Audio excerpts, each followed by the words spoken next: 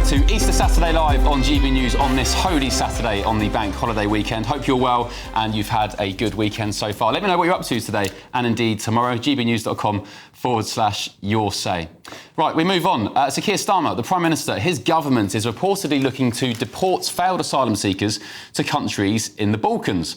This week saw a record number of small boat crossings in the Channel, a 43% increase compared to the same period last year. So much for smash the gangs. And to counter this, the Prime Minister plans to set up UN-endorsed return hubs where failed asylum seekers could be relocated. Well, let's see what my panel make of this. Broadcaster Lizzie Cundy and the journalist Benjamin Butterworth. Good afternoon to you two. Good to see you. Welcome back. Happy Easter again. Happy Easter. On this Holy Saturday. Benjamin, what do you make of this? Failed asylum seekers would be sent to detention centres in the Balkans. Good idea?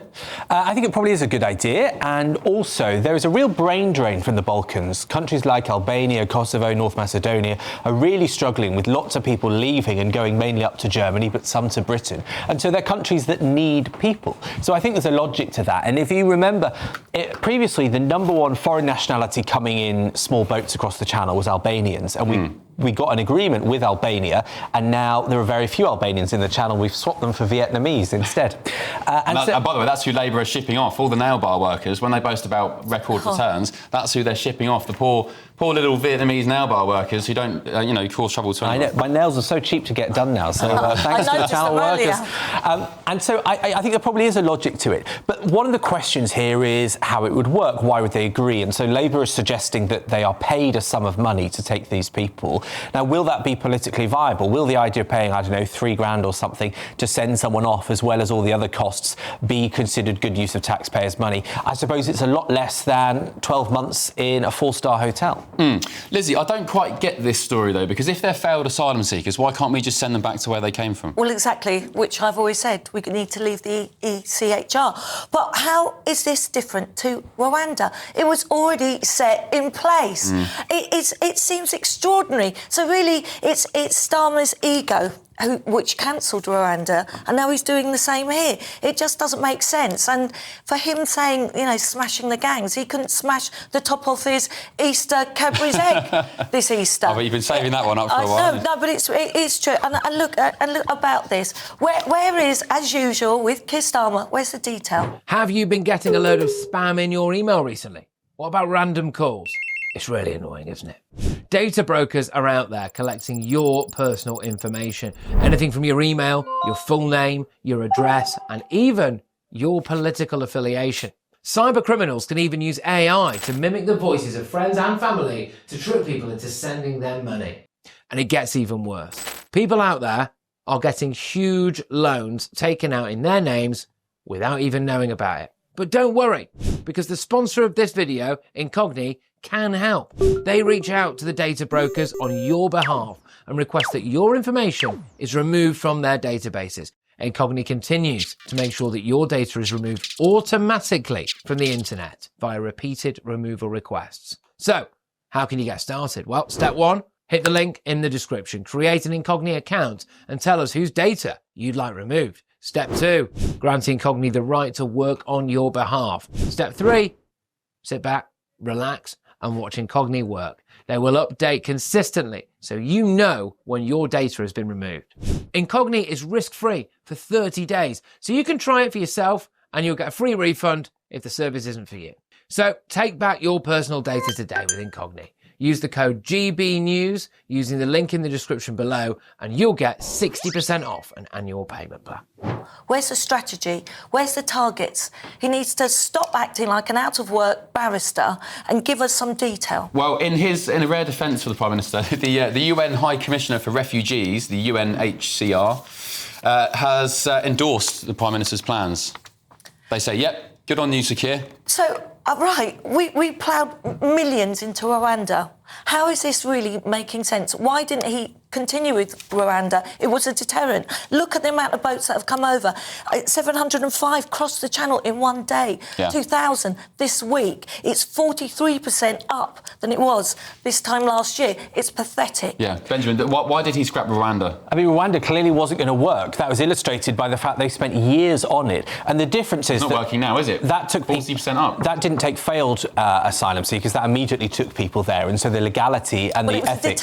The ethics of that was different. Well, it wasn't a deterrent because people kept coming. The only thing that's changed the numbers has been the weather. I dare say Yvette Cooper, the Home Secretary, is praying for some storms because that's what stops people coming in the channel. You're saying we've had a 40-odd% increase because the weather's just been better? 43%. Well, we know that days when the weather is good, which has been quite a lot recently, the numbers surge. And also, they've been filling the boats with more people, so it's more dangerous. I mean, did we not get nice weather last year and the year before? Well, the year before, the numbers were about the same as they are now. They're 43% up. 2022, the numbers were about the same as they are this year. Benjamin, a record number is 702 in one day. But How yeah, it's frightening unacceptable. is that? Of course it's unacceptable. Keir Starmer's plans are blatantly not working. But I mean, hang on, what is this silver bullet? This is the thing. I think politicians are being deeply disingenuous. This change in migration flows, the ease of which people can move to a country in these fashions, it's never been easier. It's never been more organised by organised crime. And there isn't some silver bullet that will just stop it. Well, this whole smash the gang things is akin to drug dealers. You take out one drug gang, another one pops up. You're never ever going to demand. It's so lucrative. Yeah, exactly. And by the way, where are migrants? Nobody's been able to answer this question for me. Where are asylum seekers who are meant to be poor, they're poverty-stricken, they're fleeing war and whatever else? Where are they getting 5, 6, 7 grand a time to pay people smugglers? What's going on there? Just to say the truth. truth. It's a racket, and it's costing us, the taxpayer, 8.5 million a day. We can't keep going on like this. And Keir Starmer is out of his depth. He's another fairy tale proposal where we're never going to see any results. No, the truth is that actually many of those people don't have £5,000, and so the real profit from the smugglers is that they effectively live in slavery once in Britain, working off that debt and far more. And that's why I think, and the Tony Blair Institute put a paper forward this week, ID cards are an answer, because this black economy is the real pull factor, because they can make money and live here illegally without paying taxes, without being in the normal work system, and that is prevented by ID cards. How convenient that Tony Blair was banging on about ID cards years before the small boats crisis and the migrant crisis. Nobody wanted it. Then we have a migration crisis, and the solution is, it's ID cards. Well, hang on. No, just to correct you. Tony Blair, I don't know why you're even mentioning him. Just to correct you, there was much the same problem back in Blair's days, but they were lorries rather than boats, and it was the answer to the lorries problem, which, by the way, that Labour government fixed the lorries problem. That's why we don't have it today. Lizzie, on this Easter weekend, on Holy Saturday, what would Jesus do with regards to the small boats crisis? Jesus would do the right thing and take those that are coming illegal, he would send them back to where they came from, because that was the right thing to do.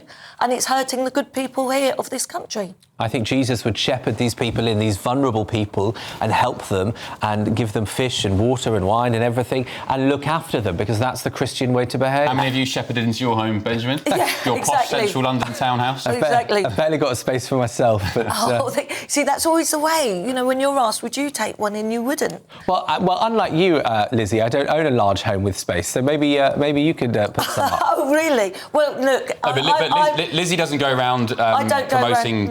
Look, on a serious note, I think Jesus would really tell Keir Starmer off for so many lies, because he hasn't smashed the gangs, and for him to use that strapline and keep saying it, he'd be in a lot of trouble. OK, we'll end on that note. Let us know what you think. gbnews.com/your say. This is Easter Saturday live on GB News on this very holy Saturday.